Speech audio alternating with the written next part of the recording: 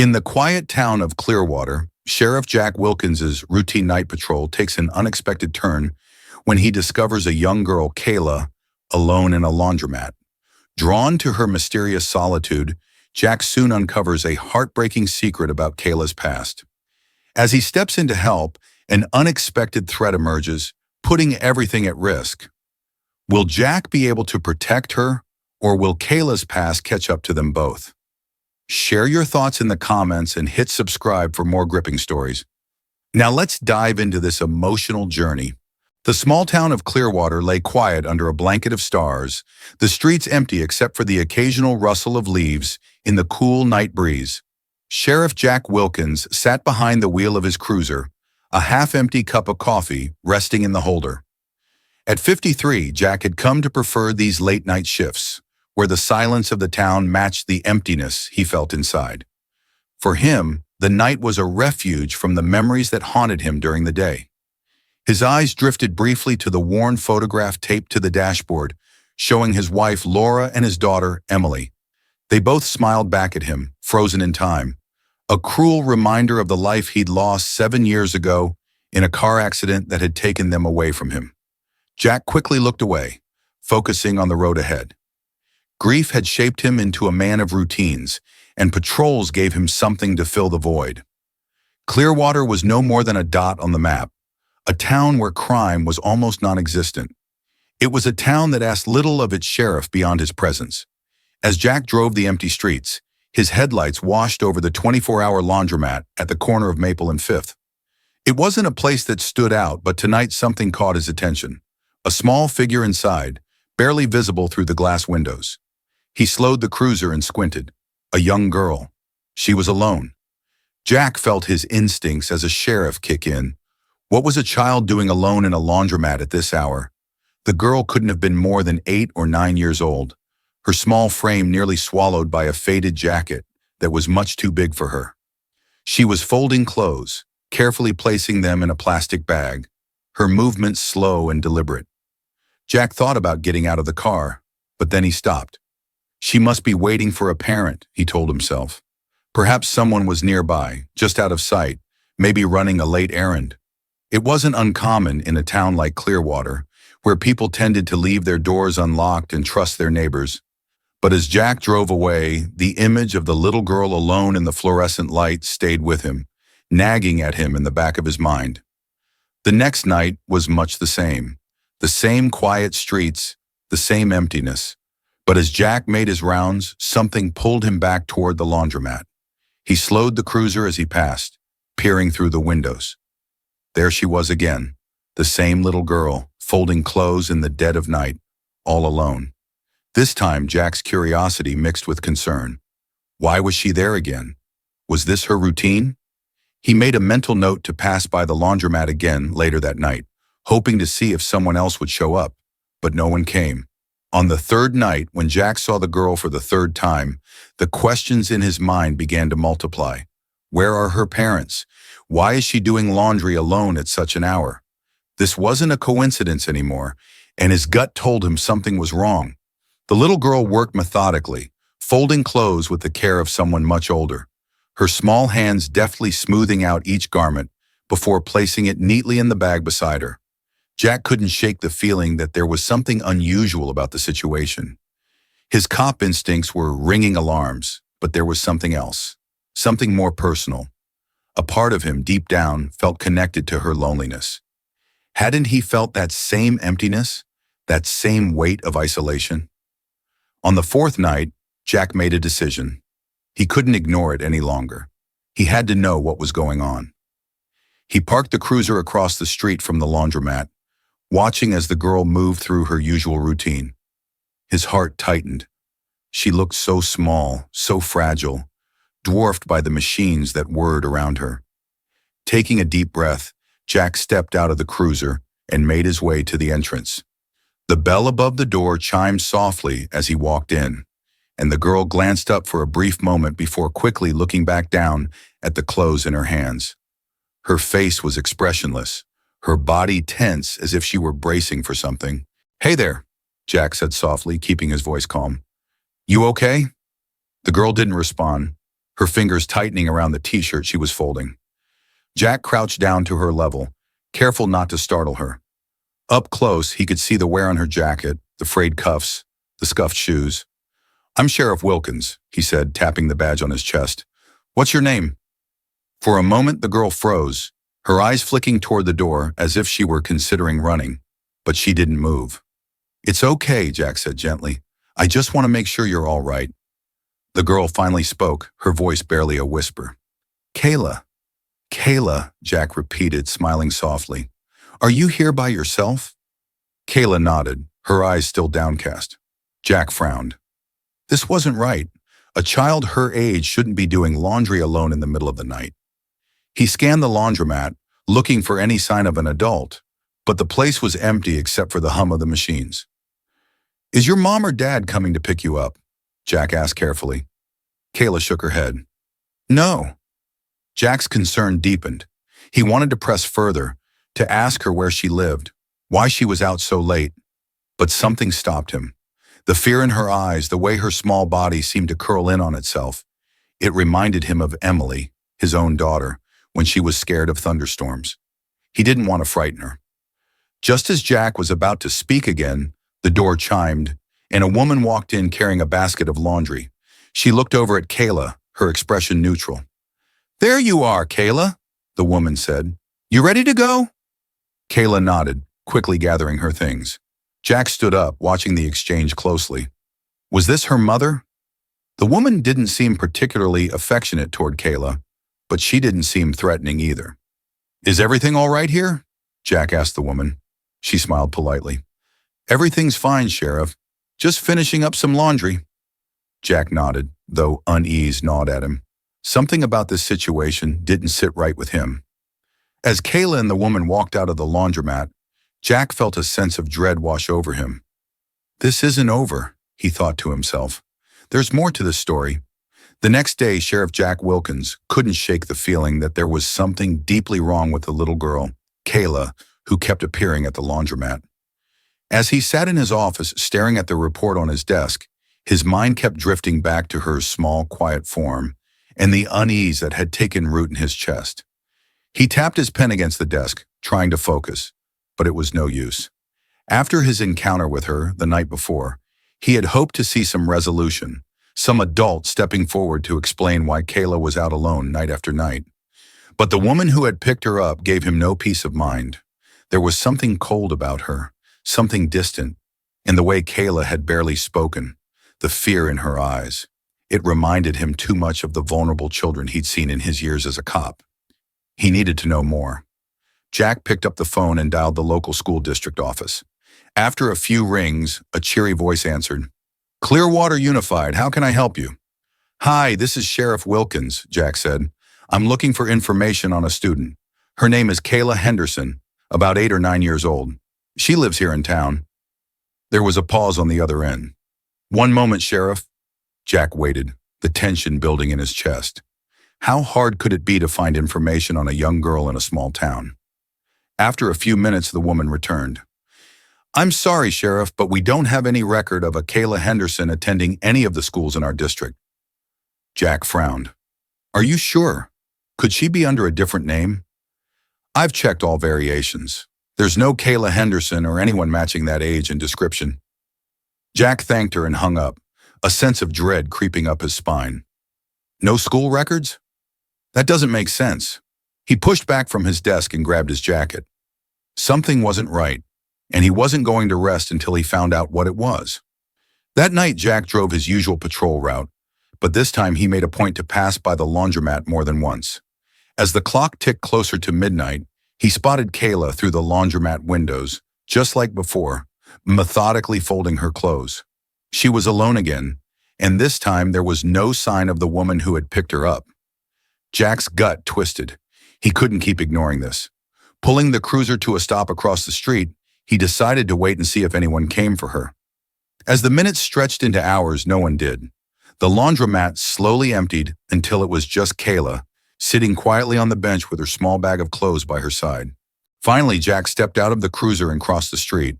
The bell above the door chimed as he entered, and Kayla looked up, her expression a mix of surprise and apprehension.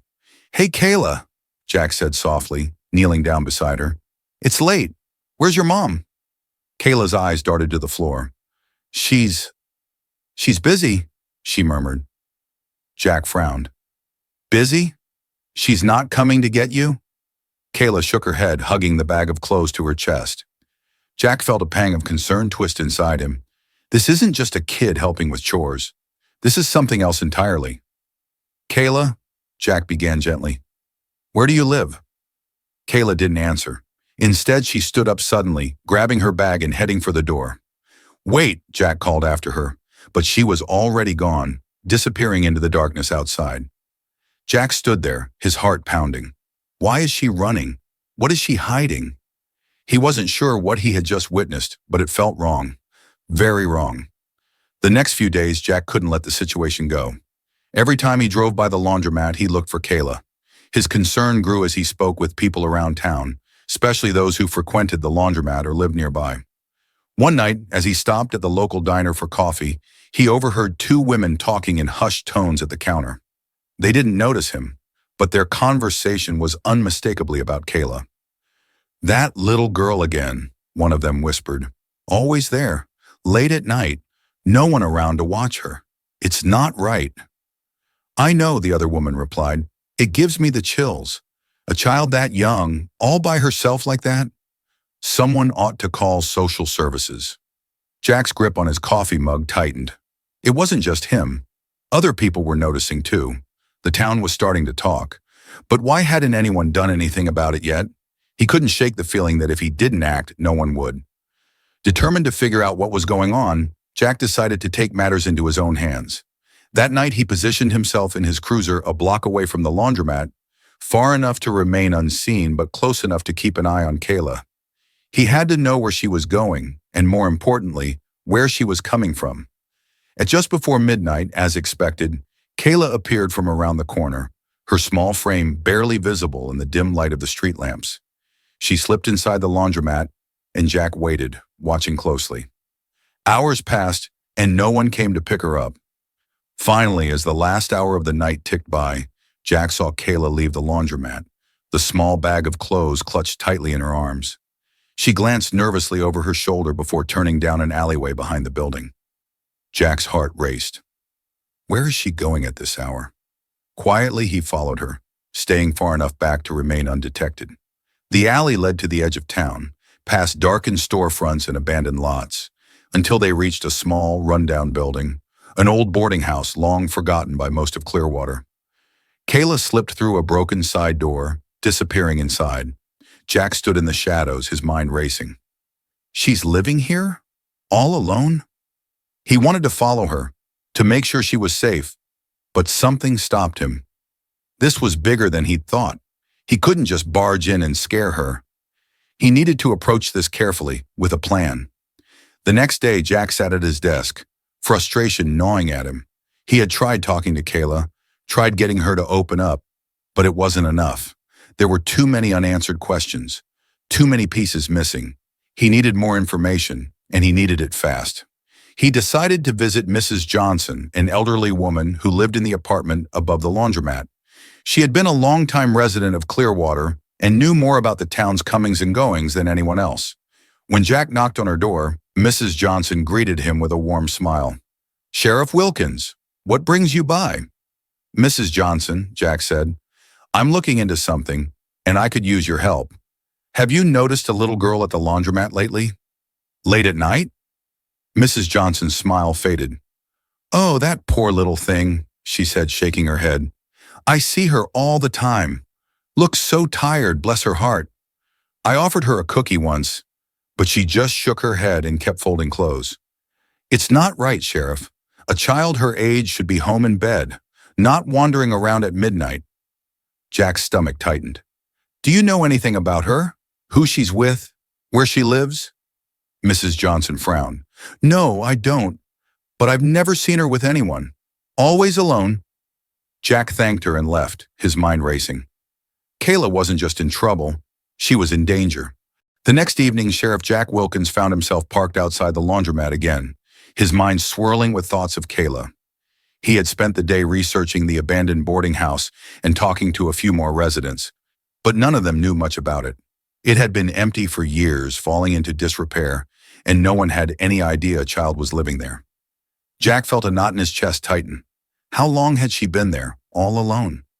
It was just past midnight when he saw Kayla slip into the laundromat again, carrying her small bag of clothes. Jack took a deep breath. Tonight, he would get answers. He stepped out of his cruiser and walked across the street, his boots crunching softly on the gravel. The bell above the door chimed as he entered, and Kayla looked up, her eyes wide with fear. She froze, her small hands clutching the fabric she was folding, and for a moment, the two of them just stood there in silence. "Kayla," Jack said softly, his voice calm but firm. "We need to talk."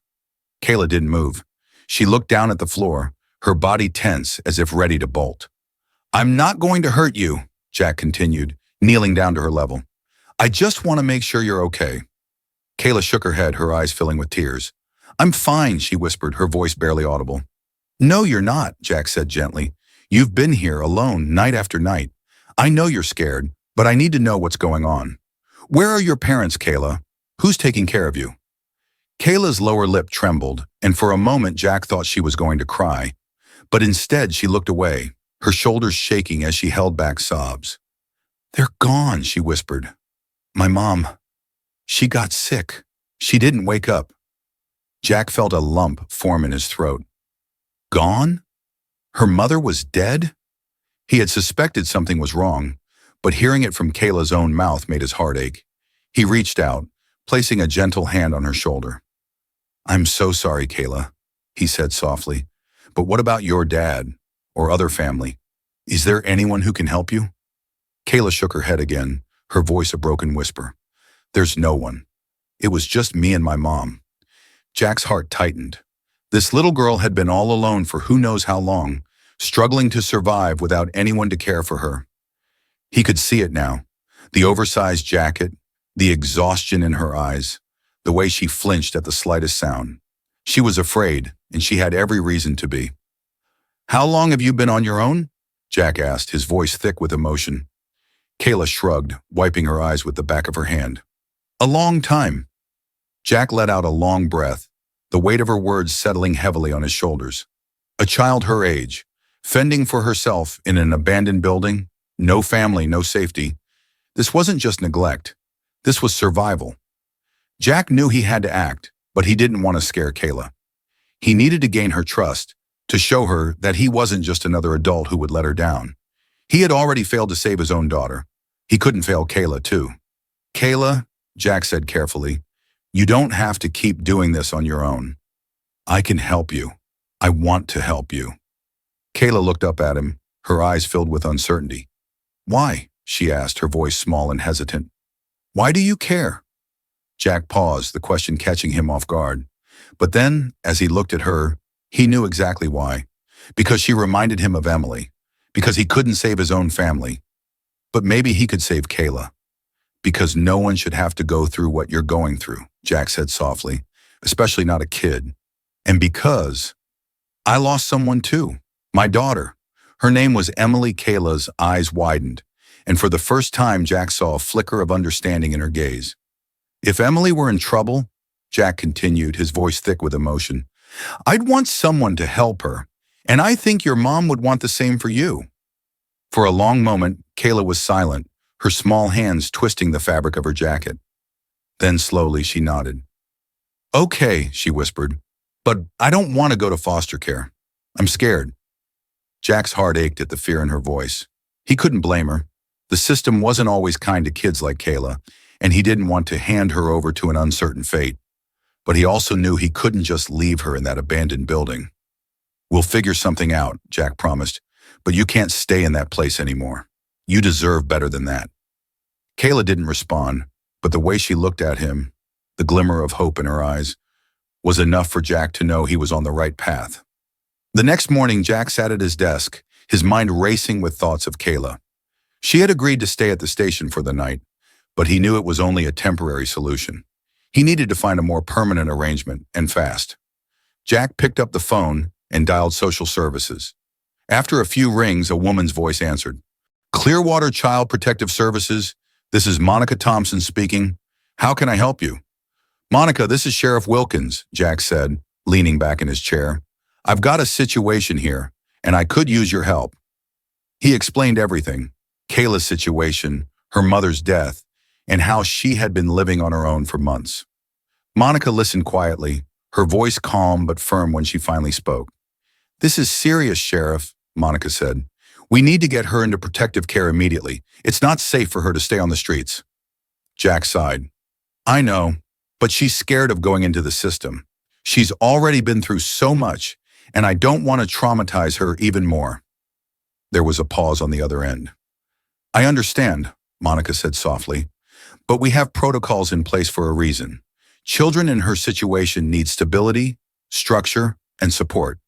I agree, Jack said, but I'm wondering, is there any way we can keep her close? She trusts me.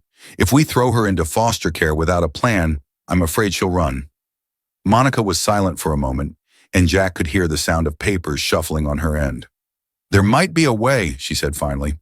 It's not typical, but given your position and the circumstances, you could apply for temporary guardianship while we work on a more permanent solution. Jack sat up straighter in his chair. Temporary guardianship? What does that involve? It's a legal process, Monica explained. You'd be responsible for her well-being until a long-term placement is found. It would give Kayla some stability while we figure out the next steps. But it's a big commitment, Sheriff. Are you sure you're ready for that? Jack didn't hesitate. I'll do whatever it takes to keep her safe. Later that afternoon, Jack returned to the station, where Kayla was sitting quietly in the small break room, her legs swinging back and forth as she stared out the window. She looked so small, so lost in the oversized chair, and Jack felt a surge of protectiveness wash over him. He sat down across from her, his voice gentle but firm. Kayla, we need to talk about what happens next. Kayla turned to him, her eyes wide with worry. Are you sending me away? She asked, her voice barely above a whisper. Jack shook his head. Not if you don't want me to, but we need to figure out where you're going to stay. I talked to someone from social services, and there's an option that might work for both of us. Kayla stared at him, her brow furrowed in confusion. What do you mean? Jack took a deep breath. I can apply to be your temporary guardian. That means you'd stay with me for a while, until we figure out something more permanent. You wouldn't have to go into foster care, and you'd be safe. Kayla's eyes widened. I'd stay with you? Really? Jack nodded, a small smile tugging at the corners of his lips. Yeah, if you're okay with that. For a moment, Kayla didn't say anything. She just stared at Jack, her dark eyes searching his face as if trying to figure out if he was serious. You mean it? She asked quietly. You won't leave me? Jack's heart clenched at the vulnerability in her voice. He leaned forward, placing a gentle hand on her shoulder. I promise, Kayla, I'm not going anywhere. Kayla looked down at her hands, her fingers twisting the fabric of her jacket. Then slowly she nodded. Okay, she whispered. I'll stay with you. The next few days were a whirlwind of activity as Jack worked with Monica and the legal team to get the guardianship paperwork in order. There were background checks, home visits, and interviews to attend, but Jack didn't mind. He was determined to make sure Kayla had a safe place to call home, even if it was temporary. As the days passed, Jack and Kayla began to settle into a routine. She moved into the small guest room in Jack's house, and while she was still quiet and reserved, Jack could see glimpses of her beginning to trust him. They ate breakfast together in the mornings, and at night Jack would read to her from the old storybooks that had once belonged to Emily. It wasn't perfect. There were still moments when Kayla would retreat into herself, her fear and uncertainty bubbling to the surface. But each day Jack could see her growing stronger, more confident, and for the first time in a long time, Jack felt a sense of purpose. He wasn't just patrolling empty streets anymore. He was protecting someone who needed him, someone who had given him a reason to keep going. The first week after Kayla moved in with Jack was filled with quiet, tentative adjustments. Jack kept his distance at first, not wanting to overwhelm her. Kayla was still shy, still unsure of her new environment. She would sit quietly at the kitchen table, her eyes darting around as if she was trying to figure out if this was real, if she could actually relax here. For Jack, the shift in his life was both jarring and welcome. After years of going through the motions, his home now had an occupant besides himself, a child who needed him. It was strange having someone else in the house. The long hours of silence were now filled with the quiet sounds of Kayla moving around, the soft padding of her feet on the floor, and the rustle of pages when she flipped through the books he gave her. But despite the presence of this new life, something was off. Jack could sense the emotional walls Kayla had built around herself, and no matter how gentle or patient he tried to be, those walls remained firmly in place. One night, a few days after Kayla moved in, Jack awoke to the sound of soft crying. He sat up in bed, listening carefully. It was coming from Kayla's room. He quietly walked down the hall and stopped at her door. It was slightly ajar, and through the crack, he could see her small form curled up on the bed, her face buried in her pillow as she cried softly to herself. Jack hesitated. He didn't want to intrude, but the sound of her sobs tugged at his heart. Gently, he knocked on the door. "Kayla?" She didn't respond, but her crying grew quieter, as if she were trying to hide it from him. Jack stepped into the room, keeping his voice soft. "Hey, you okay?" Kayla sniffled, wiping her eyes with the back of her hand. "I'm fine," she murmured, though the quiver in her voice gave her away. Jack sat down on the edge of the bed, careful to give her space. "You want to talk about it?" For a moment, Kayla didn't answer. She just stared at the wall, her small body tense. But then in a voice barely above a whisper, she said, "I'm scared." Jack felt his heart clench. "What are you scared of?" Kayla hesitated, her fingers twisting the edge of the blanket. "That you'll change your mind, that I'll have to leave." Jack's chest tightened. He had seen this fear in her eyes before, the fear of abandonment, of being unwanted, and it made sense. After everything she had been through, why wouldn't she believe that? But hearing her say it out loud still broke his heart. "I'm not going to change my mind, Kayla," Jack said softly. "You're not going anywhere." "I promise." Kayla looked at him, her dark eyes filled with doubt. "How do you know?" she asked. "What if they come and take me away?" Jack's throat tightened. He didn't have an easy answer to that. Legally, they were still in limbo, waiting for the courts to process the guardianship paperwork. And Kayla was right. There was always a chance that the system might send her somewhere else. But Jack wasn't going to let that happen. "I'll do everything I can to make sure you stay here," Jack said, his voice steady. "You belong here now. This is your home." Kayla didn't say anything, but the way she looked at him, the small flicker of hope in her eyes, told Jack that maybe, just maybe, she was beginning to believe him. As the days passed, Jack found himself struggling with his own doubts. Kayla was settling in, slowly opening up to him, but the responsibility of caring for her weighed heavily on his shoulders. What if he wasn't enough? What if he couldn't give her the life she deserved? He wasn't a father anymore, not since Emily. Could he really be the kind of parent Kayla needed? One evening, after Kayla had gone to bed, Jack sat on the porch, staring out at the quiet street. The weight of his thoughts pressed down on him, making it hard to breathe. He had taken on this responsibility because he couldn't stand the thought of Kayla being alone. But what if he was doing more harm than good? As he sat there, lost in thought, the phone rang inside the house. Jack stood up and walked back inside, picking up the receiver. "Sheriff Wilkins?" came the familiar voice of Monica Thompson from Social Services. "Monica," Jack said, his voice tired. "What's going on?" "I just wanted to give you an update on Kayla's case," Monica said. "The guardianship paperwork is moving forward, but we still have a few hurdles to clear. I need to schedule another home visit, and there are a few more interviews we'll need to conduct before the process is finalized." Jack sighed, running a hand through his hair. "How long will that take?" "A few more weeks at least," Monica replied, "but we're making progress." Jack nodded, though the thought of more waiting made his stomach churn. He wanted this to be over. He wanted to know for sure that Kayla was staying with him. "Monica," Jack said after a pause, "do you think I'm doing the right thing? I mean, am I really what's best for her?" Monica was silent for a moment. "Sheriff, I've seen a lot of cases like Kayla's," she said softly, and I've seen a lot of kids fall through the cracks, but I can tell that you care about her, and that's more than a lot of kids like Kayla get." Jack let out a breath he hadn't realized he was holding. "I'm trying," he said quietly. I don't want to let her down." "You won't," Monica said firmly. "Just keep doing what you're doing. Kayla's lucky to have you." Jack thanked her and hung up the phone, though the doubt still lingered in the back of his mind. Was he really enough for Kayla, or was he just delaying the inevitable? As the weeks went on, Jack and Kayla fell into a routine. She went to school during the day, and in the evenings they would sit together at the dinner table, talking about her day.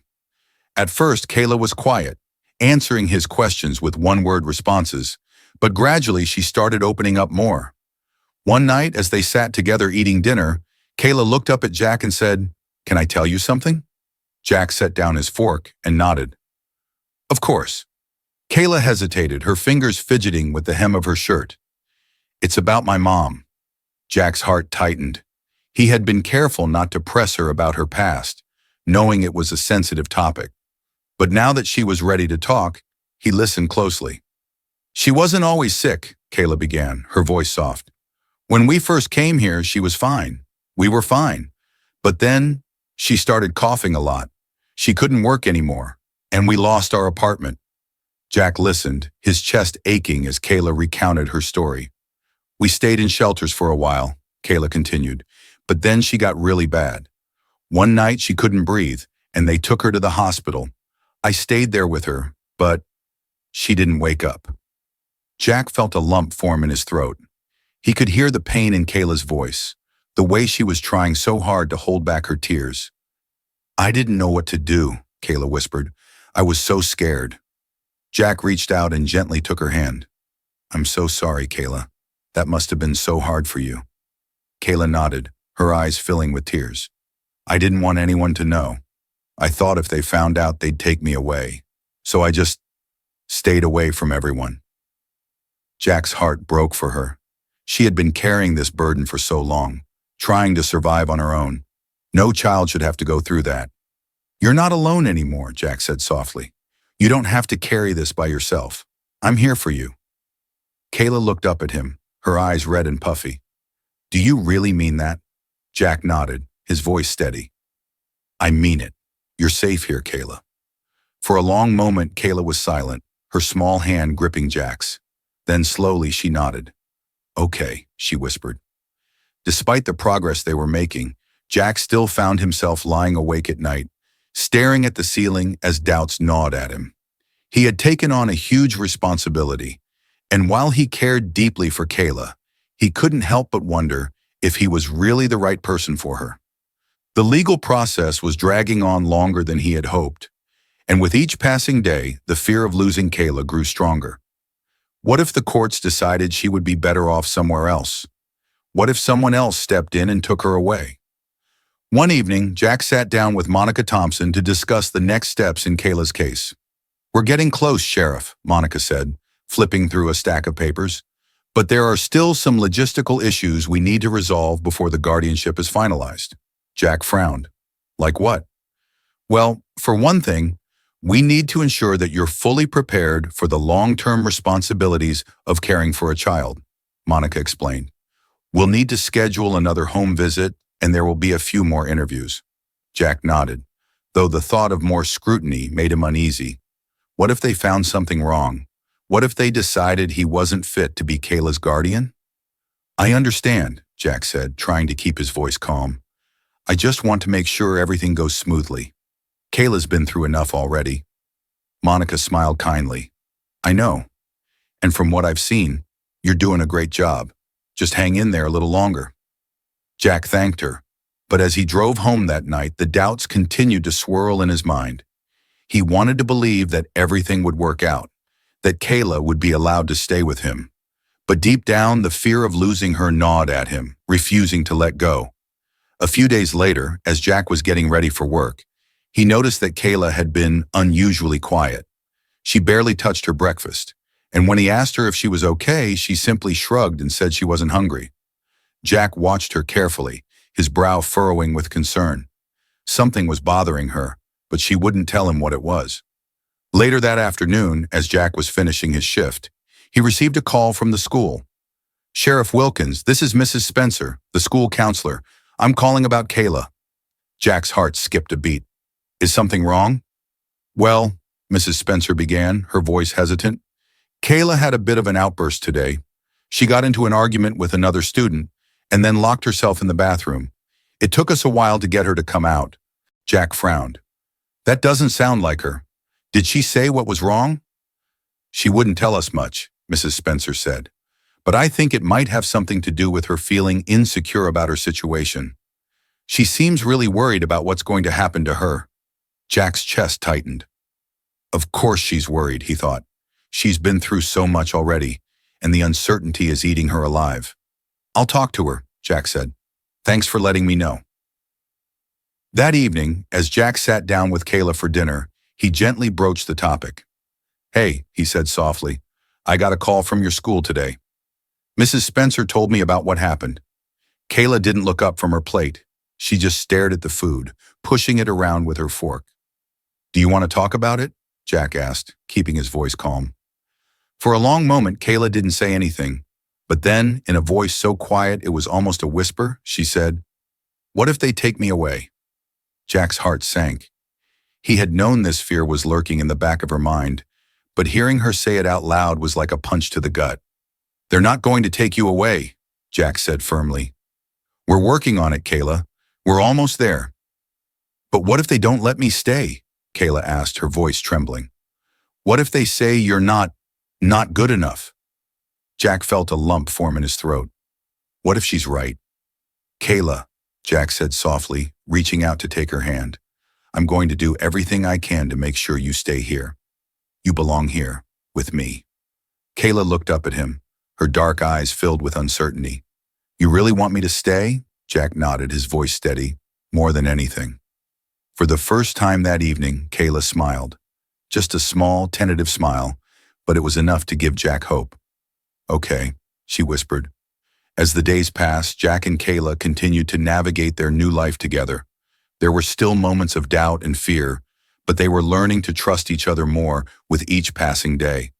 Jack had never imagined himself as a parent again, not after losing Emily.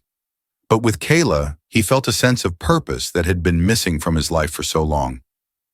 One evening, as they sat on the porch together, watching the sun set over the horizon, Kayla turned to Jack and said, "Do you think my mom would be happy?" Jack looked at her, his heart swelling with emotion. "I think she'd be really proud of you, Kayla. You're brave and strong, and you've been through so much. I know she'd be happy that you're safe." Kayla smiled softly, her eyes glistening with unshed tears. "I think she would be too." Jack wrapped his arm around her shoulders, pulling her close. "You've got a bright future ahead of you, Kayla, and I'm going to be right here with you, every step of the way." As they sat together, watching the last rays of sunlight fade into the night, Jack felt a sense of peace settle over him. He still had doubts, and there were still challenges ahead. But for the first time in a long time, he felt like he was exactly where he needed to be. The weeks that followed were some of the most peaceful Jack had experienced in years. He and Kayla had settled into a comfortable routine, and with each passing day, she seemed to trust him more.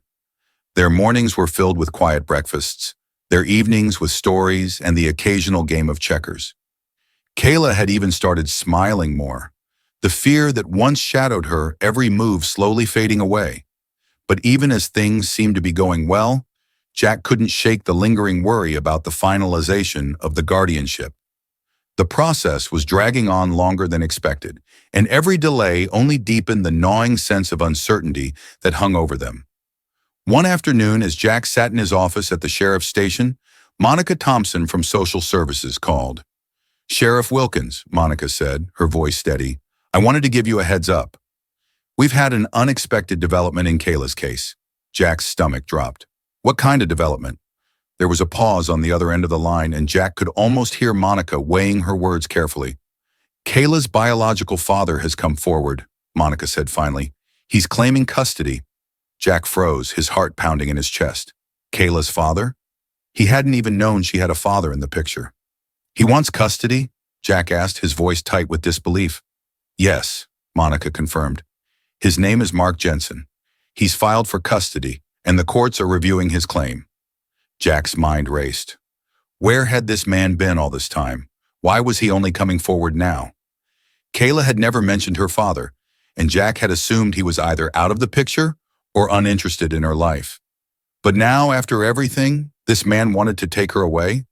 Does Kayla know about this? Jack asked, his voice hardening. Not yet, Monica said. We wanted to speak with you first. I know this is a lot to take in, Sheriff, but we have to follow the legal process. Mark Jensen has a legitimate claim as her biological father, so we'll have to let the courts decide. Jack's chest tightened. The courts? The same system that could have let Kayla fall through the cracks. The same system that was dragging its feet on the guardianship process. He couldn't trust them to do what was right for Kayla, not after everything she had been through. Monica, this man hasn't been in Kayla's life at all, Jack said, trying to keep his voice steady. He abandoned her and her mother. How can he just come back now and claim custody? I understand your concerns, Monica said softly, but the law is the law. We'll need to investigate his claim, and the judge will ultimately decide what's best for Kayla. Jack gripped the phone tighter, his mind swirling with anger and fear. I can't let this happen, Monica. Kayla's been through enough. She finally feels safe here. I know, Sheriff, Monica said gently, but we have to let the process play out. I'll do everything I can to advocate for Kayla's best interests, but we need to be prepared for all outcomes. Jack hung up the phone, his hands trembling. This couldn't be happening. Just when things were starting to settle, when Kayla was beginning to trust him, her entire world was being threatened again. He had to protect her. He couldn't lose her now. Jack spent the rest of the afternoon pacing the floor of his office, trying to figure out how to break the news to Kayla. How could he tell her that the father she had never known was suddenly back in the picture, wanting to take her away? When he finally returned home, Kayla was sitting on the porch, her school book spread out on the small table in front of her. She looked up when she saw him, her face lighting up with a smile. Hey, she said, closing her book. How was work? Jack forced a smile, though his heart was heavy with the weight of what he had to say. It was fine, he replied, sitting down beside her, but we need to talk about something important. Kayla's smile faded, and she immediately tensed, sensing the seriousness in his tone. What's wrong? Jack took a deep breath, bracing himself. Kayla, I got a call today from social services. Your father, he's come forward. He's filed for custody. Kayla stared at him, her eyes wide with shock. For a moment, she didn't say anything, as if she couldn't quite process what she had just heard. My father? She repeated, her voice barely above a whisper. He wants me? Jack nodded, his chest tight. Yes, he's claiming custody, and the courts are going to review his case. Kayla shook her head, her eyes filling with tears. But he wasn't there. He never wanted me before. Why does he want me now? I don't know, Jack said softly. But I promise you, we're going to fight this. You're safe here, and I'm not going to let them take you away without a fight. Kayla's hands trembled as she wiped away the tears that had begun to fall. I don't want to go with him, she whispered. I don't even know him. Jack's heart ached at the fear and confusion in her voice. He had known this would be hard, but seeing Kayla so distraught was breaking him inside. You don't have to decide anything right now, Jack said gently. We're going to get through this together. I won't let you go through this alone. Kayla looked up at him, her eyes filled with fear and uncertainty. What if they make me go with him? What if they say you can't keep me? Jack clenched his fist, his jaw tightening. We'll figure something out. I'm not giving up on you, Kayla. Not ever. A week later, Jack received another call from Monica Thompson, informing him that Mark Jensen wanted to meet Kayla. Jack's first instinct was to refuse, to protect Kayla from this man who had abandoned her. But he knew that if he wanted any chance of keeping her, he had to play by the rules. The meeting was scheduled to take place at the social services office, with both Jack and Monica present to oversee the interaction. Jack dreaded the moment, but he knew Kayla needed to see the man who was trying to claim her, even if it filled her with fear and confusion. On the day of the meeting, Jack drove Kayla to the social services office, his heart pounding in his chest. Kayla sat quietly in the passenger seat, her hands gripping the strap of her backpack tightly. She hadn't said much since they left the house, and Jack could tell she was trying to hold back her emotions. When they arrived at the office, Monica greeted them in the lobby, her expression sympathetic but professional. "Kayla, Sheriff," she said, giving them both a reassuring nod. "Are you ready?" Kayla glanced at Jack, her eyes wide with anxiety. Jack gave her a small nod of encouragement, though his own nerves were on edge. "We're ready," Jack said, his voice steady. Monica led them to a small conference room where Mark Jensen was waiting. Jack's eyes immediately went to the man sitting at the table, a tall, broad-shouldered man with graying hair and a hard expression. There was something cold in his eyes, something that made Jack's stomach churn. Mark stood as they entered, his gaze shifting to Kayla. For a moment there was an awkward silence, and Jack could feel Kayla shrinking beside him, her small frame tense with fear. "Kayla," Mark said, his voice gruff, "it's good to see you." Kayla didn't respond. She just stared at him, her eyes wide with confusion and fear. Jack wanted to step in, to shield Kayla from the tension in the room, but he knew he had to let this play out. Mark cleared his throat, clearly uncomfortable with the situation.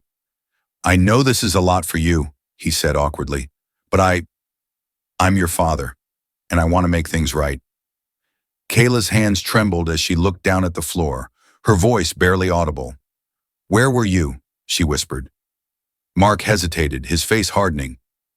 "It's complicated," he said, his voice defensive. "But I'm here now, and I want to take care of you." Kayla shook her head, tears spilling down her cheeks. "You weren't there when we needed you," she said, her voice cracking. "Why are you here now?" Mark's expression tightened, and Jack could see the frustration building in his eyes. "I didn't know how to handle things back then," Mark said, his tone sharp. "But I'm trying to make up for it." Jack's fists clenched at his sides. He could feel the anger rising in his chest. This man had abandoned Kayla and her mother, and now he was trying to swoop in and claim her as if that could erase everything. Kayla wiped her eyes, her voice trembling. "I don't want to go with you." Mark's face hardened, but before he could respond, Monica stepped in. "Let's take a step back," Monica said calmly. "This is a difficult situation for everyone involved, and we need to give Kayla space to process everything." Jack felt a surge of gratitude for Monica. She was trying to diffuse the tension, but the damage had already been done. In the weeks that followed, the legal battle over Kayla's custody intensified. Jack's guardianship was still pending, and Mark Jensen was aggressively pursuing full custody, arguing that as her biological father, he had the right to raise her. The court hearings were emotionally exhausting, with both sides presenting their case. Mark painted a picture of a man who had made mistakes but wanted to make amends, while Jack fought to prove that Kayla was thriving in his care and that uprooting her would cause irreparable harm. Each day in court was a roller coaster of emotions. Kayla was forced to sit through hearings that discussed her future as if she were an object to be passed back and forth, and Jack could see the toll it was taking on her. She became quieter, more withdrawn, the weight of the uncertainty pressing down on her fragile heart. Jack's own fears grew with each passing day. What if the judge sided with Mark? What if they decided that biology outweighed the bond he had built with Kayla? The thought of losing her now, after everything they had been through, was unbearable. But through it all, Jack held on to one thing: Kayla's trust in him. Every night as they sat together at the dinner table, he would remind her that no matter what happened, he would fight for her. The final court hearing arrived, and with it came the decision that would determine Kayla's future. The courtroom was tense, the air thick with anticipation, as the judge listened to the closing arguments from both sides. Mark Jensen sat at the plaintiff's table, his expression hard and determined. Jack sat beside Kayla, his heart pounding in his chest. He had done everything he could, but now it was out of his hands. When the judge finally spoke, her voice was calm but firm. "Before I make my final ruling, I want to hear from Kayla," the judge said, her gaze shifting to the small girl sitting beside Jack. "Kayla, I know this is difficult for you, but I'd like to know how you feel. What do you want to happen?" Kayla froze, her small hands trembling in her lap. Jack could see the fear in her eyes, the way she was struggling to find her voice. He leaned down and whispered softly in her ear. "It's okay," he said gently. "You can tell them how you feel. Whatever you say, I'm here for you." Kayla took a deep breath, her eyes glistening with tears. Slowly, she stood up, her gaze shifting between the judge and her father. I don't know my dad," she said softly, her voice trembling. "He wasn't there when we needed him. He didn't help my mom, and I don't want to go with him." Mark's face tightened, but he didn't say anything. Kayla turned to Jack, her eyes filled with emotion. "Sheriff Jack, he's taken care of me. He made me feel safe when I didn't have anyone, and I want to stay with him." The courtroom fell silent, the weight of Kayla's words hanging in the air. The judge nodded, her expression thoughtful. "Thank you, Kayla. I understand this has been difficult for you." As Kayla sat back down beside Jack, he gave her a small, reassuring smile, though his heart was racing. Had it been enough? Would the judge listen to her? After what felt like an eternity, the judge finally delivered her verdict. "After reviewing all the evidence and considering Kayla's wishes, I am ruling in favor of Sheriff Jack Wilkins," the judge said. "Temporary guardianship will be granted, with the possibility of adoption pending further review." The relief that washed over Jack was overwhelming. He could barely believe what he had just heard. Kayla was staying with him. The weeks that followed were filled with both relief and joy. With the courts ruling in his favor, Jack's guardianship of Kayla was now official. The possibility of adoption was on the horizon, and for the first time in a long time, Jack felt like they could finally move forward. Kayla was happier, more relaxed, knowing that she didn't have to worry about being taken away. The fear that had haunted her for so long was beginning to fade, replaced by a growing sense of security and belonging. One evening, as they sat together on the porch, watching the sun set over the horizon, Kayla turned to Jack and said, "Thank you." Jack looked at her, his heart swelling with emotion. "For what?" "For fighting for me," Kayla said softly. "For not giving up." Jack smiled, his chest tight with pride and love. "I told you I wouldn't," he said. "You're stuck with me now, kiddo." Kayla grinned, her eyes bright with happiness. "Good." As the sun dipped below the horizon, casting the sky in shades of orange and pink, Jack felt a deep sense of peace settle over him. He had fought for Kayla, and together they had won. And now they had a future to look forward to, one filled with hope, love, and the promise of a new beginning. In the months following the court ruling, Jack and Kayla's bond continued to deepen. The possibility of adoption was now in sight, and for the first time they began to plan for a future together as a permanent family.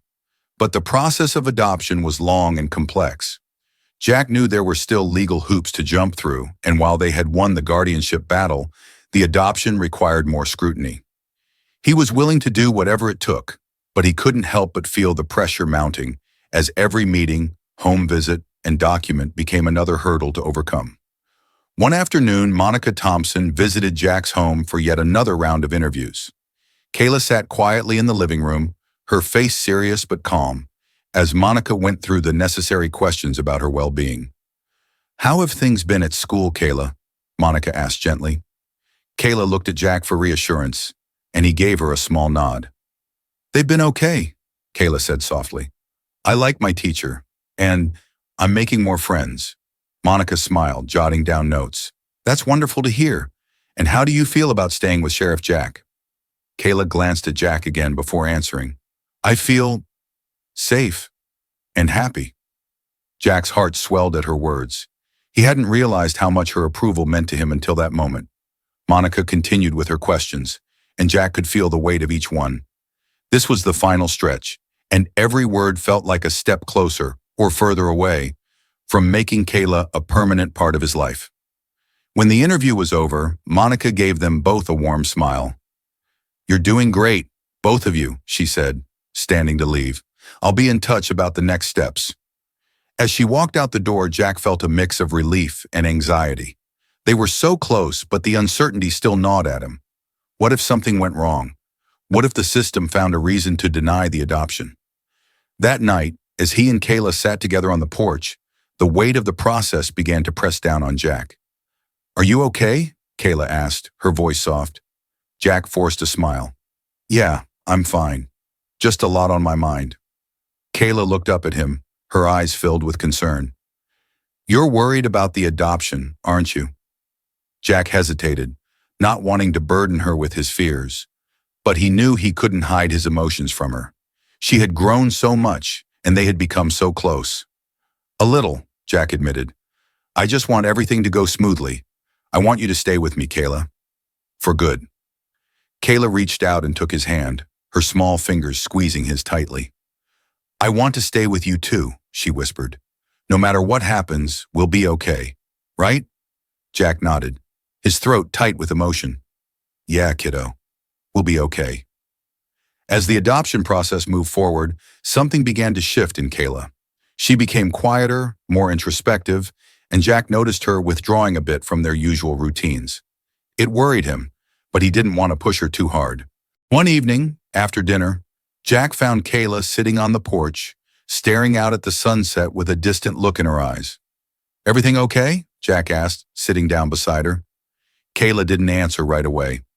She just kept staring at the sky, her hands resting in her lap. Finally, after what felt like an eternity, she spoke. I've been thinking about my mom a lot lately, she said softly. Jack's heart tightened. He knew that talking about her mother was always difficult for Kayla, but he also knew it was important for her to process those feelings. It's normal to miss her, Jack said gently. She was a big part of your life. Kayla nodded, her eyes glistening with unshed tears. I keep thinking, what would she say if she knew I was here?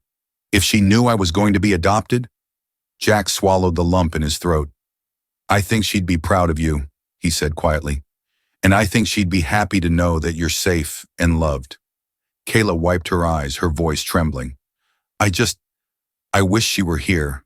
I wish I could tell her everything.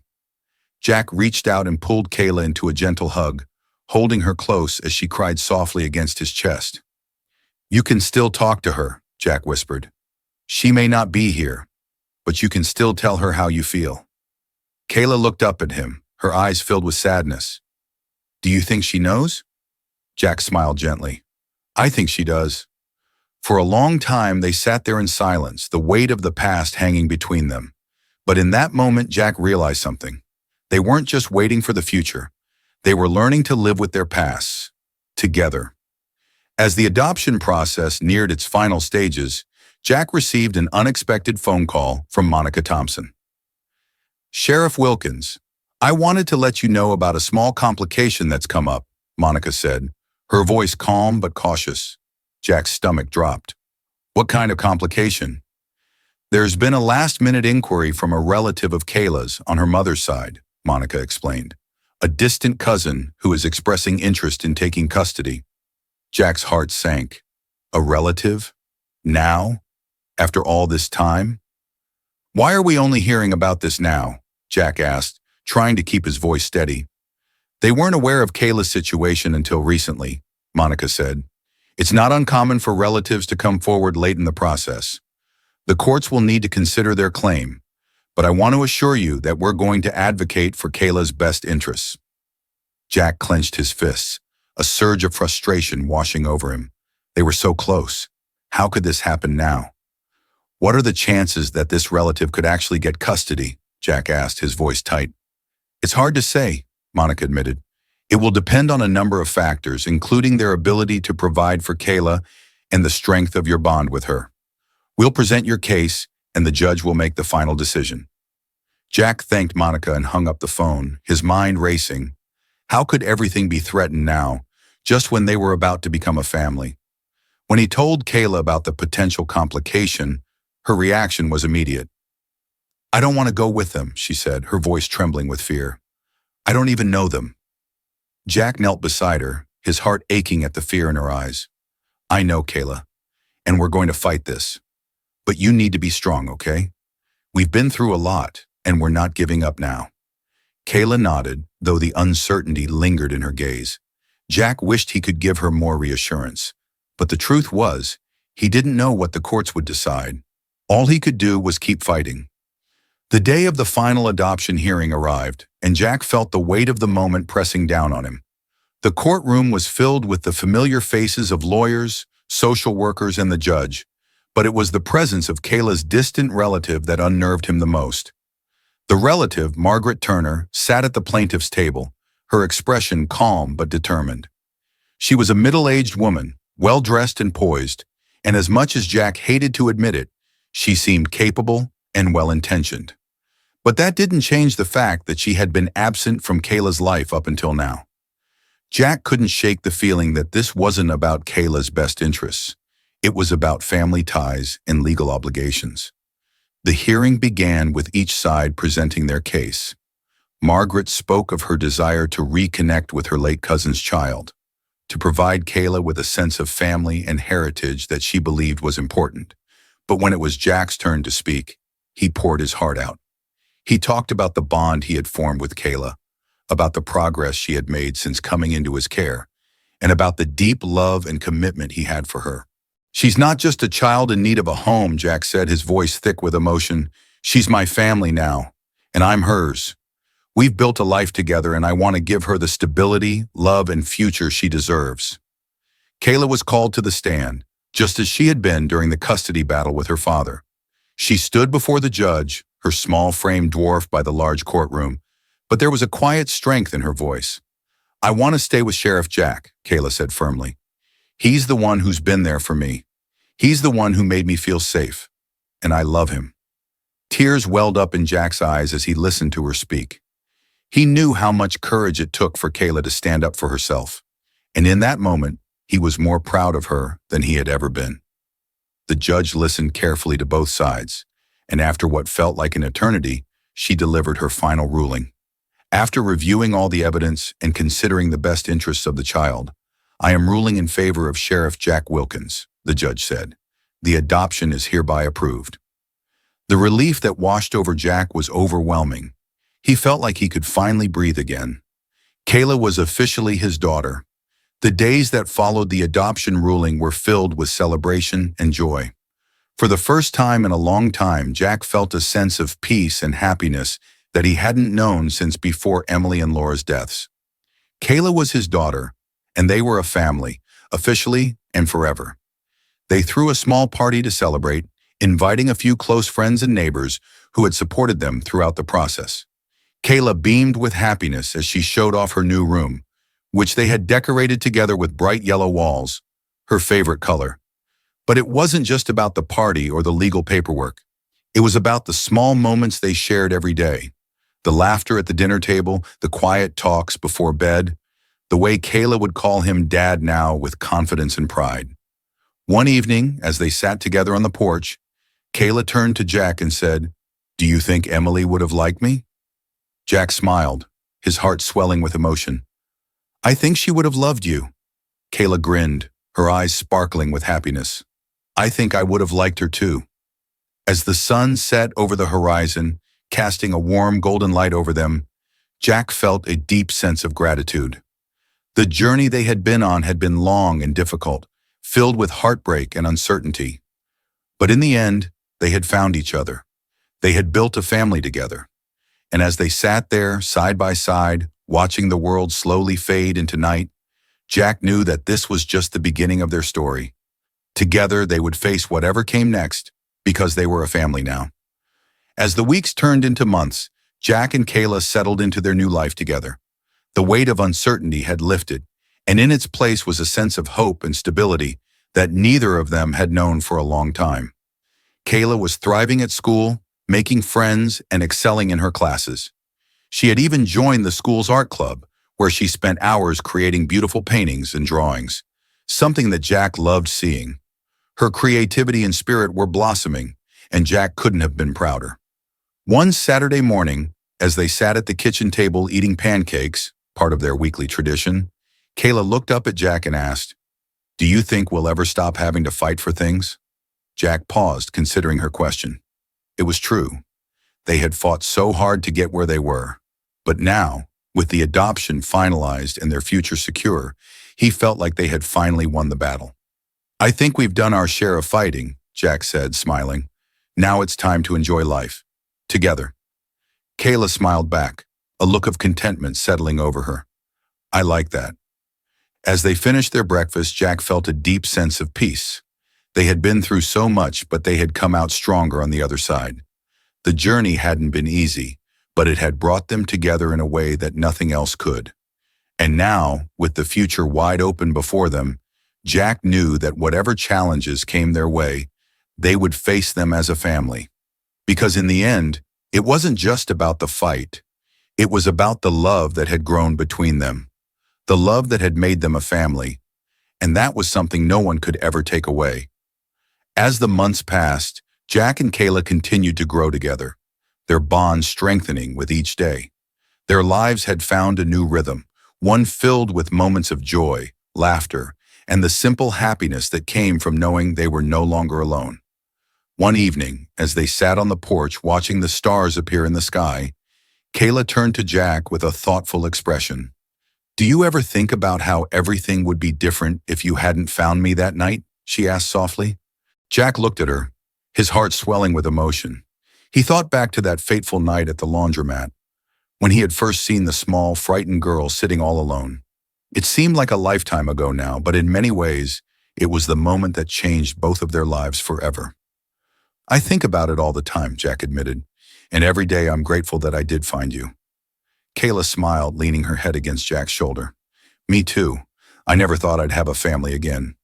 "You'll always have a family," Jack said firmly, "no matter what happens." Kayla's smile widened, her eyes shining with happiness. They had come so far from those lonely, uncertain days, and now they had a future full of love and hope ahead of them. As the stars twinkled above them, Jack knew that their journey had only just begun. There would be challenges ahead, but they would face them together, as a family. Thank you for joining us on this incredible journey of love, hope, and the power of family. Jack and Kayla's story reminds us that, even in our darkest moments, we can find light and connection with others. And sometimes it's the people we least expect who become our greatest source of strength. If this story touched your heart and you want to hear more inspiring tales like Jack and Kayla's, make sure to hit that subscribe button and join our community. We share stories that celebrate the resilience of the human spirit, the bonds that unite us, and the power of second chances. Don't forget to turn on notifications so you never miss a new video. We've got more heartwarming stories coming your way that you won't want to miss. Click here to subscribe now and be part of our journey. And if you know someone who could use a little inspiration, feel free to share this story with them. After all, we could all use a reminder that love, in all its forms, can heal even the deepest wounds.